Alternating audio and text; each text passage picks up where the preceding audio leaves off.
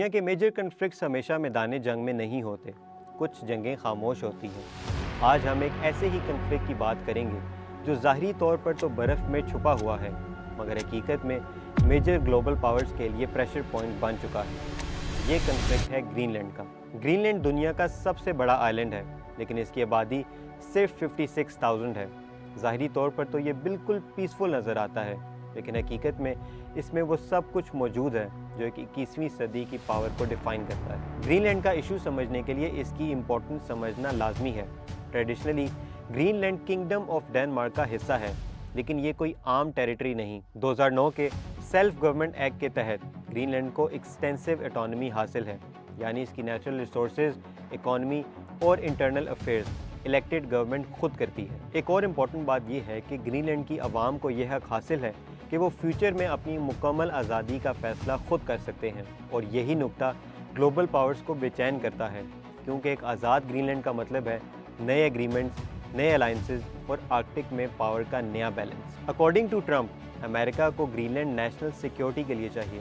یہاں موجود American Pacific space base U S missile warning, satellite surveillance اور space defence system کا اہم حصہ ہے، اور آرکٹک سے آنے والے کسی بھی میزائل کا پہلا سگنل اسی علاقے سے ملتا ہے۔ رشیا کی بڑھتی ہوئی ملٹری ایکٹیویٹی اور چائنا کی آرکٹک میں اکانومک انٹری نے امریکہ کو یہ محسوس کروایا ہے کہ اگر U S influence Greenland میں کمزور ہوا تو امریکہ کا اسٹریٹجک ایج ختم ہو جائے گا۔ گرین لینڈ کی زمین کے نیچے ریئر ارتھ ایلیمنٹس کے وسیع ذخائر موجود ہیں جو ماڈرن ٹیکنالوجی، ڈیفنس سسٹم اور الیکٹرک وہیکلز میں استعمال ہوتے ہیں۔ اس کے علاوہ آئل، گیس، یورینیم اور دنیا کا سب سے بڑا فریش واٹر ریزرو جو برف کی صورت میں موجود ہے۔ یہ سب گرین لینڈ کو فیوچر گلوبل اکانومی کا سینٹر پلیئر بنا سکتے ہیں، اور اسی لیے امریکہ، یورپ اور چائنا گرین لینڈ میں اپنا انفلوئنس بڑھانا چاہتے ہیں۔ اب ہم اس ڈسپیوٹ کے سب سے سینسٹیو حصے پر آتے ہیں۔ 2025 کے آخر میں U S president Donald Trump نے گرین لینڈ کے خلاف غیر معمولی سخت موقف اختیار کیا۔ ٹرمپ کی سوچ ڈپلومیسی سے زیادہ پاور پر مبنی ہے۔ ٹرمپ کے نزدیک گرین لینڈ ایک اٹانومس ٹیریٹری نہیں، بلکہ ایک اسٹریٹجک ایسٹ ہے جو امریکہ کو نیشنل سیکیورٹی کے لیے نیسیسری ہے۔ We need Greenland from the standpoint of national security. اور ڈینمارک کے لا میکر نے ٹرمپ کا جواب کچھ ایسے دیا۔ Mr. President, fuck off. اور ڈینمارک کی پریزیڈنٹ نے بھی کلیئر میسج دیا۔ ان کے مطابق گرین لینڈ کی سوورینٹی پر کسی بھی قسم کا پریشر نہ صرف ڈینمارک بلکہ پورے یورپ کے لیے ریڈ لائن ہوگا۔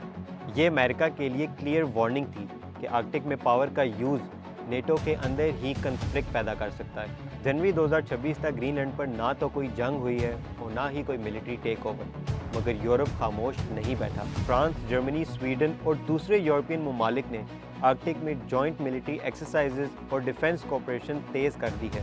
یہ سٹیپس آفیشیل وار نہیں، مگر واضح سگنل ضرور ہیں۔ اب سوال یہ نہیں رہا کہ یہ کشیدگی ہے یا نہیں، اب سوال یہ ہے کہ یہ کشیدگی کس سمت جا سکتی ہے، اور ایکسپرٹس 3 پاسبل پاتھس بتاتے ہیں۔ پہلا رستہ ہے انکریزڈ یو ایس پریشر، زیادہ ملٹری پریزنس اور زیادہ سیکیورٹی ڈیمانڈز، لیکن یہ رستہ نیٹو کو اندر سے کمزور کر دے گا۔ دوسرا رستہ ہے ڈپلومیٹک سیٹلمنٹ، یہ سب سے ریئلسٹک پاتھ وے ہے، جس میں امریکہ کو کچھ سیکیورٹی رائٹس ملیں گے لیکن سوورینٹی گرین لینڈ کی برقرار رہے گی۔ تیسرا رستہ ہے امریکن ریٹریٹ، جس کی پاسبلٹی سب سے کم ہے لیکن یہ سب سے پرنسپلڈ پاتھ وے ہے، جہاں پاور کی بجائے انٹرنیشنل لاء کو پرائیورٹی دی جائے گی۔